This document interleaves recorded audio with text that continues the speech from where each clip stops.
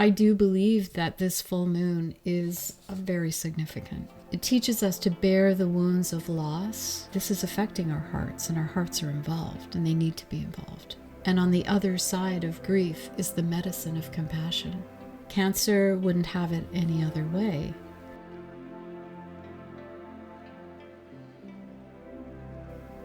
So yesterday's full moon is part of a really complex sky. And of course, the full moon periods last for 2 days before the full moon, the day of the full moon, and then 2 days after the full moon. So we're still pretty much in the full moon period. The thing that's one of the complications of the sky is the presence of Mars. Interestingly enough, last night, in the midst of all this full moon activity, we had what is called an occultation of Mars. And that means that Mars appeared to, because of its orbit and also the orbit of the moon, Mars appeared to go behind the moon. And then it kind of popped out on the other side a few hours later. So that's called an occultation. And so we did go through that last night too, just to add a little bit more interest to what's going on in the sky. When we're looking at the chart of the full moon, though, we see that Mars and the moon are really close to one another, just by a couple of degrees. And they are opposing, Mars is opposing Pluto. Now, Mars and Pluto are just coming out of a powerful opposition, and that happened on January the 3rd. But they're still close enough to be considered to be opposing each other. And as you can imagine, Mars is the planet that is the ruler of Aries. Aries is a fire sign. Mars is fiery, warrior energy. It's also about taking actions, but it can be associated with impulsive actions, initiating things for sure, but sometimes kind of not looking before it leaps. Mars can be associated with aggression. It can, as I say, it's a warrior energy. When it's opposing Pluto, we have this conflagration, really. Pluto is a powerful planet, even though it's at the very edge of our solar system, is the outermost planet. Pluto being the planet of evolution, of transformation, is also known to be associated with power. So we have the planet of power and transformation of our death and rebirth process opposing the planet of aggression and fire and war, Mars. And so this opposition, again, is just separating, but it's still close enough to be part of this, part of the energy of the sky that we're seeing right now. So right in the midst of all that, we have a full moon in the sign of Cancer. Whenever we have a full moon, we have an opposition between the sun and the moon. So the sun is in Capricorn at 24 degrees, and the moon is in Cancer at 24 degrees, and they are opposing each other, similarly to Mars and Pluto also opposing each other. Now, typically, Cancer is associated with a soft, kind of sentimental sign. It's a water sign. It's associated with our physical home. It's associated with mother and child. It is associated with what nourishes us, what nurtures us, what feels like home to us. And Cancer's ruler is the moon. So the moon in Cancer typically is it's very at home. In Cancer, it's usually a fairly soft and sentimental full moon, but with that Mars there and that opposition to Pluto, we're looking at a much different energy. In our natal chart, so what we're talking about here is what's going on in the sky. But if we looked at our natal chart, and the natal chart is a snapshot of what the sky looked like at the moment of your birth, at the time that you took your very first breath. So that is a template and a blueprint for our lives and what kind of energies we're working with. As I mentioned before, Pluto is the evolutionary force in the chart with the nodes, the karmic axis. So In your birth chart, the fourth house of the chart, which is at the very bottom of the chart, what we might look at as the base chakra of the chart, is about our home. It's about our conditioning. It is about our family of origin. And it's the sign that's on the cusp of the fourth house speaks of the ground in which our emotional root system was formed. So any planets in that house are going to tell us about how we were nurtured, who nurtured us, the nature of childhood conditioning that we experienced, how well we were cared for and provided for by present and attentive caregivers. This is the ideal, of course. All of this tells us, it speaks to us about how we experience security, what makes us feel safe. So the moon is associated with all that, and the sign of Cancer, which the moon rules, also associated with all of that. The fourth house, Cancer, and the moon are associated with our physical home. What that was like in childhood in actuality, but also what feels like home to us now. And how we recreate the sense of safety and sanctuary, or create something that feels safe and protective. In fact, wherever the moon is in your natal chart tells you of where you go, what you go for to help you feel safe and secure and at home in times of stress and in times of trouble. So Cancer, highly sensitive sign. So what are we to make of this energy in close proximity with Mars? They're two very, very different energies. Again, Mars can be angry and destructive when activated. And I would say this kind of this contradistinction is very much active in what we are looking at as we are witnessing these devastating fires in Los Angeles. We are watching people lose their homes, Cancer, by fire, Mars. And Mars is not at all comfortable in the sign of Cancer. In fact, Mars and its sign, where it typically lives, is 90 degrees away from Cancer. 90 degrees is like this, right? It's a square. It's an uncomfortable juxtaposition of two planets.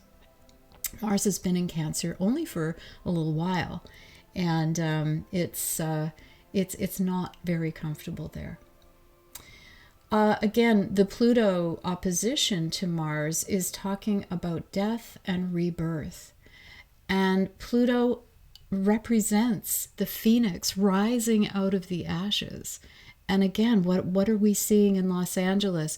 But people, again, devastating pictures of people losing their homes and having their homes burned down to the ashes. Really, nothing left. So this is an incredible transformation. It is a devastating transformation. Pluto is in the sign of Aquarius now, and it has been since November the 19th. And Aquarius is all about transformation on the scale of the collective and in the area of consciousness. While no one would ever wish to have the experience, have to experience the extent of the trauma and the unfathomable losses we are seeing in Los Angeles for the sake of transformation of consciousness, it is often a side effect of mass experiences of devastation like this one. Literally out of the ashes of their homes, many Angelinos and their neighbors are rising up to help each other. Now, what we're seeing is that nature and her elements, fire, air, earth, and water, are greater forces than any amount of wealth or privilege can control. Rich and poor, privileged and oppressed, stand together facing these losses. And of course, it brings out both the shadow and the most exalted elements of society. This is the very sort of experience that transforms people's priorities and permanently shifts their perspectives. It's my belief that we do contract to participate in mass experiences like this one before we take birth, and that doing so is an incredible gift and a service to the collective. Are we really all participants in this event?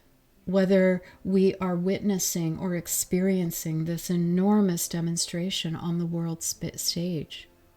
We all feel to our very depths what it must be like to lose our homes, our shelter, our sanctuary. And whether it's a $60 million mansion or a modest bungalow in Altadena, we feel the pain of what that loss must be. We feel the absolute terror of being close to fire and fanned by these ferocious winds, and see the devastation of having all we have worked for burned to the ground. So this Mars opposition to Pluto amplifies and enlarges. The transformative aspect of Pluto is literally symbolized, as I mentioned, by Phoenix rising up out of the ashes. And we have to ask, what will change as a result of this experience? Will our governing leaders begin to take actions that both prevent and mitigate the unthinkable? That a city the size of Los Angeles could sustain such immense and extensive damage from wildfires is unthinkable. Will we finally see that we really can't count on them to protect us? Will the people gain a voice, a will to make sure that we are protecting ourselves from future natural disasters, or building coalitions of people that are willing to do so? We have this opportunity to shift our perspective in a big way. Will we begin to take actions, form these coalitions, maybe locally in our neighborhoods with our communities? Will we finally see that a caring society, which is what Cancer represents, it represents that caring that we first receive in our homes with our loved ones, and that from that learning we extend out to the people that we love, and to our communities, and to our neighborhoods, and to our world. How can we provide a safe haven for each other and nourishment for each other? It is really, I think, as we're being shown here, and I don't think this is the last of what we are going to be shown, it is critical to our survival on this changing planet. This Cancer moon is asking questions about not just our houses, but our home, what this planet, and what it will take to protect it so it can nurture us, and the answers to how we nurture it as it nurtures us will affect us now and into the future. And this brings another important element to this complexity that we're seeing in the sky. From 19 degrees of Aries, it's not a planet, but a planetoid named Chiron, forms a challenging but creative aspect to both the sun and moon. Chiron, you might recall, is the wounded healer. It teaches us to bear the wounds of loss, and that on the other side of loss is grief. And on the other side of grief is the medicine of compassion. And yet the square to the sun and moon, so Chiron is actually forming a challenging square to both the sun and the moon, right? Sun in Capricorn, moon in Cancer, which are opposing each other to create this full moon. It's telling us that the medicine is not immediately easy to access. We can't just bypass this. We can't step over it and say, oh, let's just go to compassion. That's called a spiritual bypass. We actually have to go through the grief. And it's also too easy to just say, oh, well, that's just happening over them, there to those people. But of course, this affects us all. This hits us really, truly where we live. So We cannot change our attitude or put a happy face on this. We can't just say, oh, well. We can't just say, oh, it's just about transformation and it's all about consciousness and just let it go. What we do have to do, though, is accept and surrender to what is. We also have to let ourselves feel this. Cancer wouldn't have it any other way. This is affecting our hearts, and our hearts are involved, and they need to be involved. We have to let the grief do its work and not step around it to get to the compassion. This full moon is only 2 degrees away from the big Saturn-Pluto conjunction that happened in 2020, January 12th, 2020. 3 months later, we were in full lockdown. I believe this is a hot button, and this full moon is really initiating some changes that we're going to see, and it's really also giving us an opportunity to see, how do we respond to this? How do we take the resources and our own gifts and talents, whatever they may be, and bring them to this? Whether we're energy workers or first responders, whatever we are, how can we take this to our communities and say, we need to be better prepared? We need to care about each other, first of all. And yet, if we get into fear about all this, we are defeated before we even start. So the message of this full moon is, let your heart feel it. Let our hearts all collectively feel this. That we stay, so that to stay within the compassion and understanding, but we also are learning something from it. We are experiencing, again, these great shifts I think that we're going to see this year. We have to call upon our resilience, our ability to stay centered and grounded, to use our resources wisely, and to consult with our inner wisdom to see what our sacred offering is to this moment in time. So I do believe that this full moon is very significant. This isn't just about, how does this affect me? What's coming up in my life? Because of its juxtaposition to what's going on with our brothers and sisters in Los Angeles. This is a much bigger event, and it's calling from something much deeper from us. So that's my take on it.